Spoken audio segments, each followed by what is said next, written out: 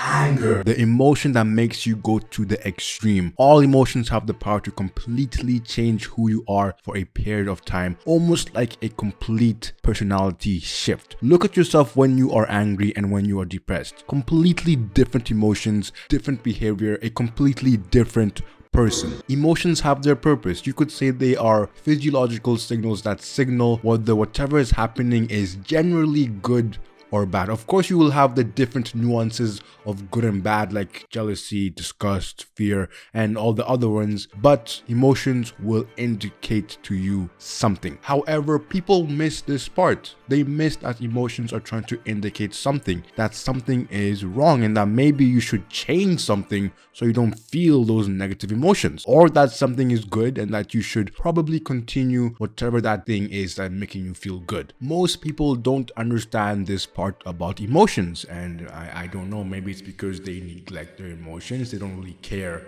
about their emotions and where they're coming from. So I guess when you say it like that, it's not a surprise people don't understand this part. Is it that simple just to go along with your emotions, do what makes you feel good, don't do what makes you feel bad? Of course not. It's never that simple when it comes to humans. Emotions can also be very manipulative and inaccurate and just not helpful sometimes. So if all your decisions are based on how you feel and your emotions, then that's not a good thing. Supposedly we are adults, right? So adults don't just go on their emotions, which is obvious. We know that decision making is a mixture of emotions and thinking. I'm being very vague here. Thinking can be a lot of different things, but it's emotions plus thinking. Let's go back to anger. Anger in particular indicates that usually something is wrong. When you get angry, it is because you are reacting to something you find hostile to yourself, be it a physical threat like someone throwing a punch at you, or a challenge to your political views, because we know how much people really like politics, or even just being stuck in traffic. These things will make you mad. A lot of things can get you mad. Some things are justifiable, and some things are just very surface level things that are not justifiable. But the point is, as much as anger can be a necessary emotion, it definitely isn't a necessary emotion when it comes to day-to-day situations. Of course, you will have your extremes, but in general, being angry, it just doesn't help. People don't get angry just because of the situation. It's often because the majority of the people haven't developed key fundamental values such as patience, empathy, gratitude, self-awareness, and so many more. The reason why I look at these values for being a reason for anger and just a lot of problems in people's lives is that, let's be real, you did not get taught how to be grateful or patient or empathetic or more self-aware. Most likely you did not get to be taught these things properly because school is definitely not going to teach these things. I know maybe in school they might have said you should be more grateful or you should be more patient, but did they really teach you how to be these things properly? I don't think so. So when I look at a lot of people's lives and the issues they have in their lives, it usually has to do with some of these values. Anger isn't something that just happens for random reasons. There is always a reason why you get angry. People must shift their perspective away from thinking that anger is merely a natural emotion that just happens. And yes, I know it is a natural emotion, but when you take the time to self-reflect on why something made you angry, you realize that there are reasons behind your anger.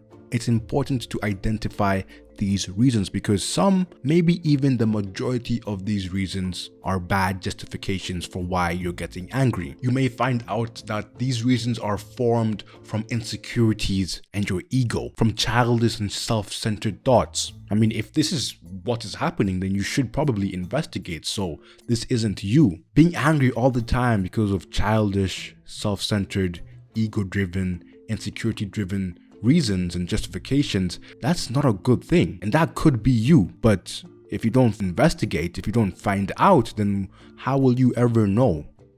If you do investigate and you do resolve these justifications and these reasons and you stop getting angry, you will understand that ultimately anger isn't a state you want to frequently revert to when shit gets hard. Wouldn't you prefer to stay calm and composed instead of getting emotionally riled up? Anger, it may feel good like for 5 seconds, but then it's just a lot of emotional work, emotional thoughts making you stay in that state. Getting angry in traffic won't make the traffic magically disappear. Getting angry at the Uber Eats driver for being 17 minutes late isn't going to magically make your food appear on your table. These are superficial problems though. The deeper anger arousing situations like being cheated on or losing your job, these ones are more understandable. I can understand why you would be mad in this situation. This is natural. Even if you get angry in traffic, it's natural. The issue is when you get angry and you don't reflect on why you got angry.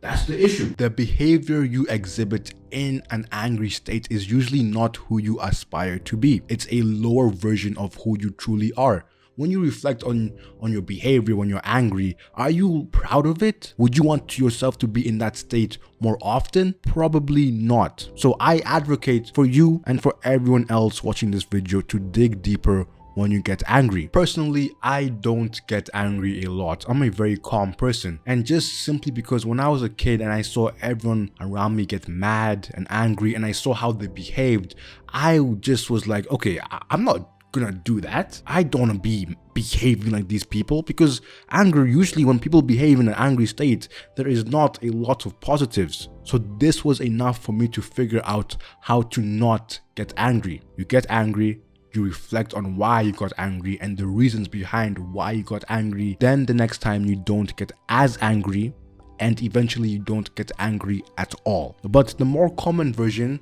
is that people get angry, you do nothing, you get angry again and again and again and again. I think you know which process you should pick. Well, I hope you know which process, because it's pretty obvious. So I really hope you know which one to pick.